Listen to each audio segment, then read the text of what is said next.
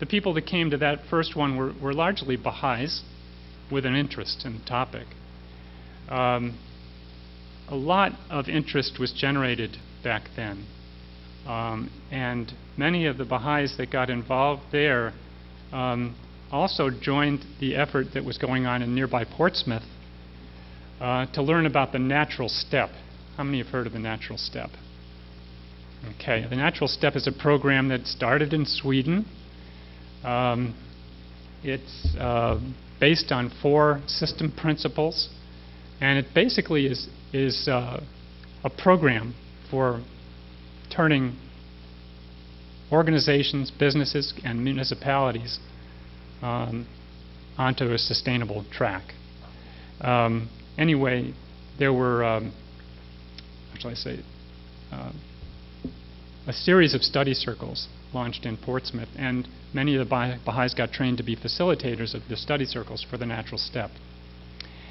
Over the course of the year, their engagement continued, and they started to talk about, well, let's do another conference at Greenacre this year, but let's reach out and see what other faith communities are doing and truly make this an interfaith gathering. I'm happy to say that they did that, and they did it in a way that really empowered everybody that came to it. They early on got in touch with members of all the different faith communities that they could find in the region. And they said, come and let's talk about the possibilities of maybe doing something together. So they formed an interfaith planning team, and ultimately 9 faith groups came to sponsor this event. When we got there, it was clear that the groundwork that was done in the planning stage really laid the foundation for the fellowship and the connections that took place over the weekend. And it was very inspiring. We had no idea what the outcome would be, but we kind of hoped that it wouldn't be a flash in the pan, but it would be the beginning of a longer trajectory of faith communities working together in that region. And indeed, it looks like that's what's going to be happening. They've already committed to doing another conference in a year, but working in the meantime together across faith communities and expanding their efforts. So to me, that was very exciting. Now, to get to the lessons learned. Whoops. I have, I think, 4 lessons learned that I'd like to share with you from what I've been talking about. One is the role of faith communities. Faith communities are really essential in playing a part in educating for sustainability and taking environmental action. Faith communities have a vital role to play. We've seen it in examples, countless examples of how things are happening in different faith communities, and how when people make that connection to their faith teachings, it empowers them. The power of religious teachings is the second one. It's when that connection is made, it can truly result in transformed behavior. The third one is collaboration, and it was talked about by both Clive and Jessica. It's important to reach out beyond our immediate communities, and there's tremendous possibilities that emerge from collaborating. We should always think about that. Community building is also an outcome of that, working together.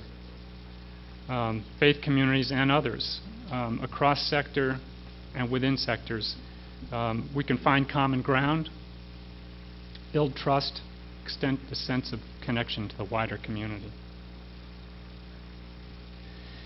The challenges ahead, there are many, but here are 5. Spreading the word. One of the things we've talked about a lot is not only building awareness, but generating political will. This is a challenge. We've seen and experienced several ways to do that here this weekend. We're going to do some more of that tomorrow, but that's a challenge because a lot more has to be done, obviously. Expanding the tools and capacities. In other words, learning to better educate for sustainability.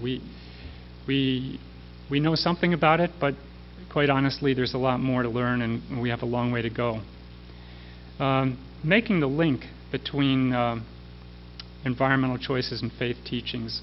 And I think for Baha'is, this is something that has occurred to me.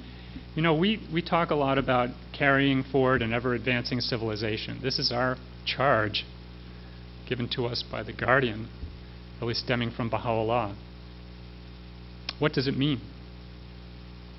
I think we need to ask ourselves that. What does it mean to carry forward an ever-advancing civilization, and how can we translate our spiritual principles into action in a way that carries forward civilization in a holistic and comprehensive way? So that includes, obviously, issues like climate and environmental issues. Building coalitions is a challenge. It's also very rewarding and holds great potential, and we've talked about them. They need to be made not only within our own faith communities, but between faiths and other organizations. And it's also going to be a challenge to measure our progress in applying spiritual principles to environmental challenges. We need to develop indicators, and many of us are interested and are working on that. The EBBF conference that was held recently in the Netherlands, they've launched a program for developing spiritual indicators. The Baha'i International Community and the U.S. Baha'i community are collaborating on the seminar that's going to take place in Orlando that's coming up, exploring this concept of spirituality and development and the definite spiritual roots of development. How do we measure that when we're making progress? I guess these are the things I wanted to say, and probably then some, and I'm sorry I took so much time, but thank you.